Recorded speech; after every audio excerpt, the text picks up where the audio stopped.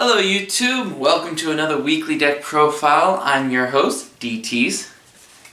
Happy Thanksgiving, that's right, token Thanksgiving. This card actually works well in the deck that I did over this week. Okay, not that good.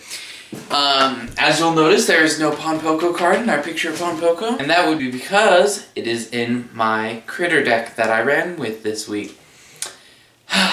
Pon Poko really did help me out this week. Except for the fact that there was no tournament on Tuesday because only 6 people showed up and the minimum is 8. Wouldn't you just know it? So instead we played some fun games, the 6 of us. Half of us had bought the Noble Knight box set. So half of us were just messing around with Noble Knight. The other half of us were playing for funsies. And I ended up, instead of playing in a tournament, I ended up using critters against person, and we bet $5 cards, Kachi Kochi Dragons. And I lost. The reason I lost is because the other person was playing Satellar Knights, which are all monster effects. And the critters, they don't do so well with monster effects, wouldn't you know? So I ended up losing a Kachi Kochi Dragon to Satellar Knights. But that's okay. At least I got to play around with the deck. They added a new support in the form of Valifron, the mystical beast of the forest, or whatever they called it now, from the newest set. It's a level 2 beast. You discard a card, it does some amazing things. So anyways, I'm going to get a deck profile done for you real quick.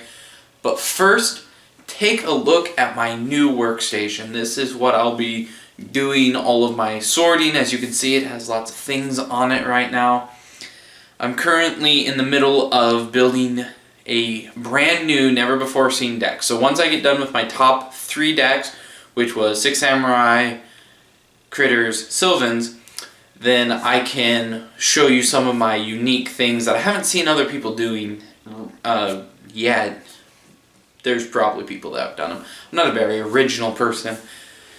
But I can sure show you the deck that I ran with this week. Even though there wasn't a tournament, I'll still give you a deck profile, and I'll try to do that, you know, even if I lose with it, or even if there's no tournament. I'll still give you a deck profile so you can see the different decks that I play around with.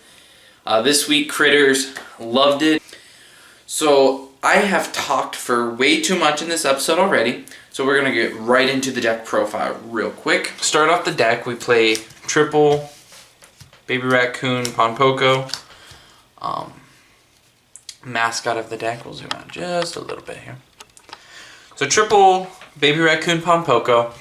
Normal summon, you special summon a level 2 beast face down defense. That allows you to get combo plays off. Pon Poko is just a cute card. Love it. We'll go into a little bit of her in a little bit. She usually brings out Baby Raccoon Tauntaun, who's a flip effect monster who special summons a level 2 beast from the deck when he's flipped. Pon Poko and Tauntaun obviously have chemistry together. They're made to go into ring 2 plays, obviously. You can also bring out like Raikou or Nimble Mamanga, whatever you really want to bring out face down defense. You can do so with Pon Poko. Really great card. Alright, so next I play 2 Wind Up Kitten. Wind Up Kitten, once while this card is face up on the field, you can bounce a monster your opponent controls back to the deck. This is a really good card this format just because of the Shaddoll fusions running around. I don't see a need to play any more than one because you can always search them. I always dump one in the graveyard though, so I have an Iris Rock Sunrise target, which I will go into in a little bit. Next I play 2 Kalantosa, Mystical Beast of the Forest. Kalantosa, when it's special summoned by the effect of a beast type monster, it pops a card on the field. It's a level 2 beast, so Tauntaun searches it. It's also an earth, which is important for the deck. I'll try not to shake the camera. And the other mystical beast that I play is the new one, Valifron. Bellerophon. I'll say it right one of these days. Bellerophon, also known as Bambi. Bambi does a lot of great things. You discard a card, you get a target of beast type in your graveyard, special summon face up attack position or face down defense position.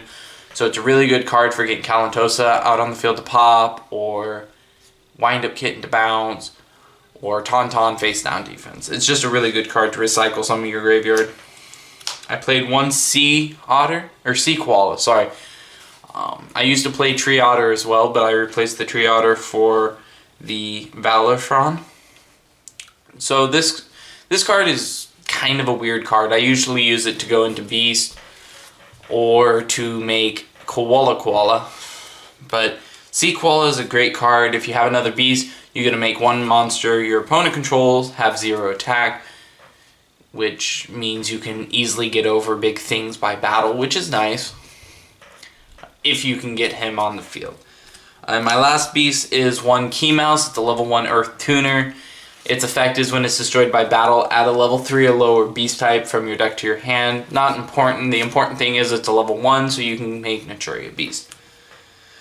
Next, I play one Thunder King Ryo because it just stops a lot of really good decks right now. One Beast King Barbaros because he is a 1900 beater and he can do some pretty nasty things if you combine him with Obedient Skull, which we'll get into in a little bit.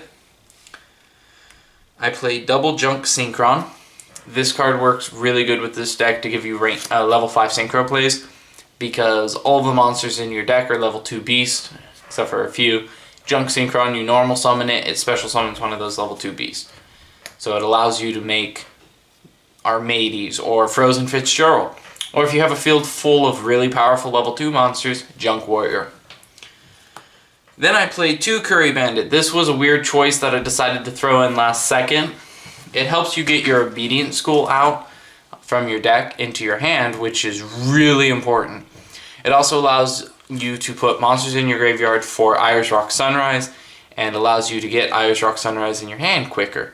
It's just a really good consistent card, and it doesn't work the best in this deck. I tried to make it work and discovered that I didn't like it at all. And my last monster is Triple the Hex-Sealed Fusion. This card works very good because you can get Naturia Exterio on the field, which stops all back row. It has its flaws, but it's a great card. It's a great monster. I'm lying. It's not. It literally just gets you fusions out. I play it at 3 because the main goal of the deck is to get Exterio out. So playing 3 is a must, obviously.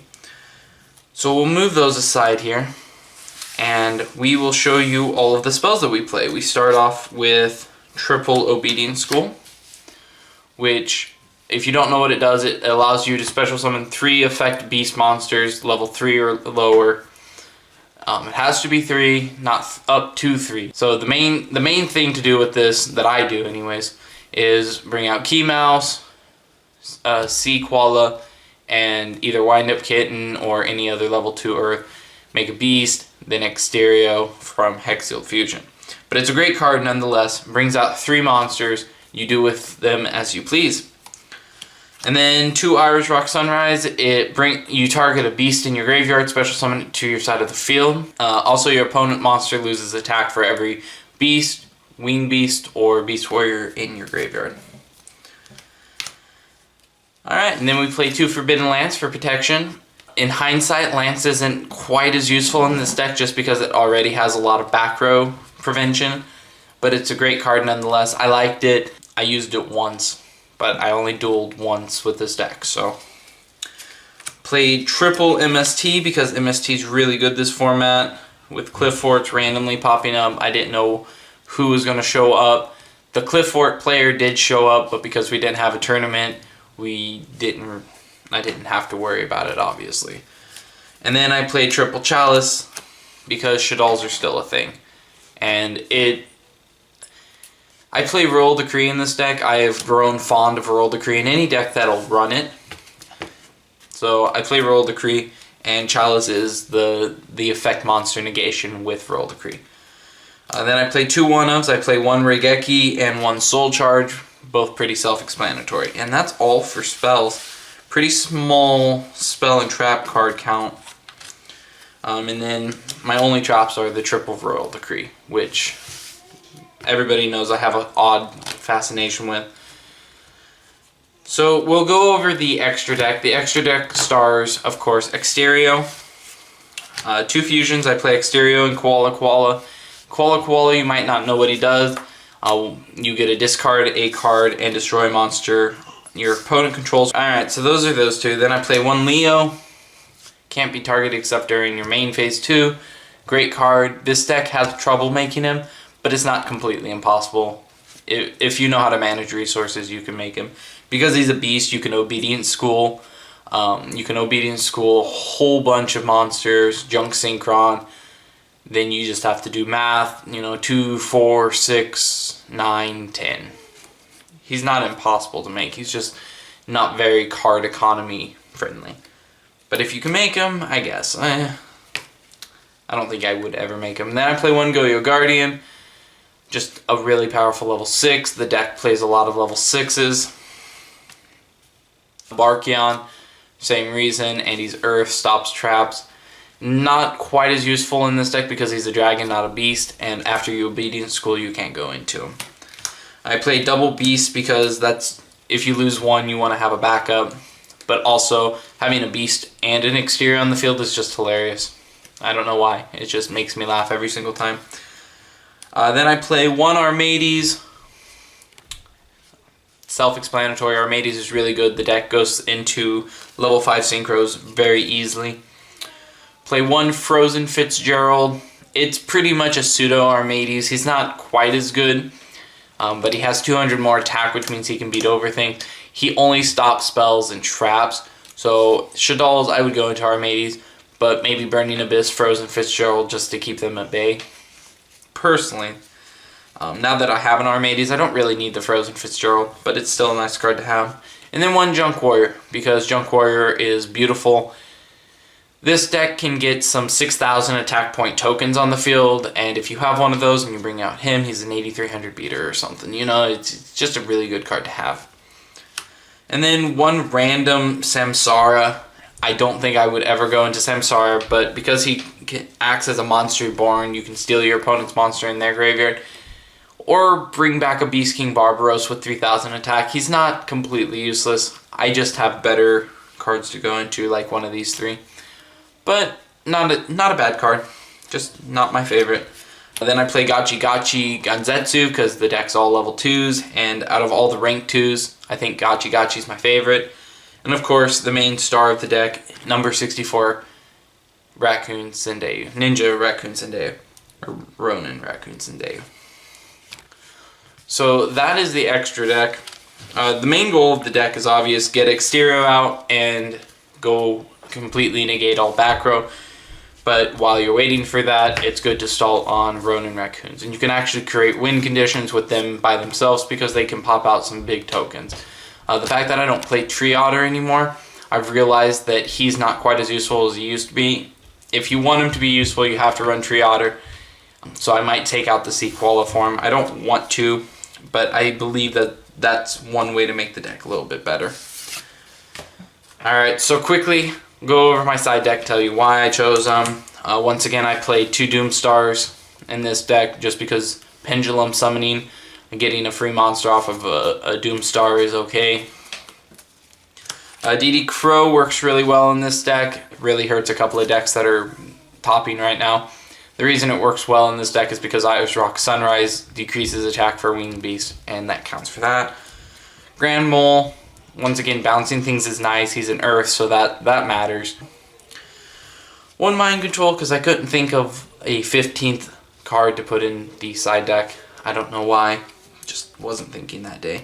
2 Xyz Encore. It's a great card. Love it. Free Compulse for Xyz monsters, and it can't. 2 Magical Springs. Not the best card. After carefully reading the card text, I realized that it isn't quite as good as I thought it was. Still a decent card against Pendulums. And then Spell Shattering Arrows because screw Fire Fist. And I guess Cliff Forts too, but mostly Fire Fist. And 2 Noblemen of Crossouts for Shaddol players. It was a random late second. I was just like, okay, Nobleman, boom, we're good. So as you can see, my Critter deck is something that I really enjoy. I haven't played it in such a long time since, oh boy, it would be Omaha 2013. about this time actually, so almost an entire year of not playing it since Legacy of the Valiant came out actually.